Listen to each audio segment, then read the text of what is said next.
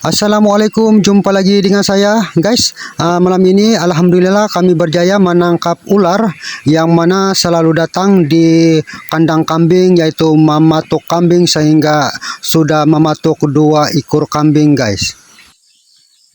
Dan kami juga sempat mengukur berapa panjang ular yang kami tangkap, yaitu 15 kaki panjang guys. Ukuran besar badan 15 inci guys. Beginilah jenis ularnya.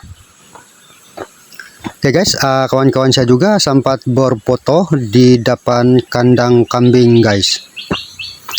Inilah guys, kami punya bitoron yang dapat mencari di manakah keberadaan atau di manakah jejaknya si ular. Ini dia ularnya guys. Oke sahabat, mungkin ada yang menternak apa saja jenis ternakan yang dekat hutan.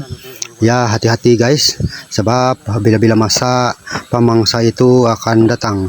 Ya, begitulah guys, harus hati-hati saja siapa-siapa yang menternak di tepi atau dekat hutan.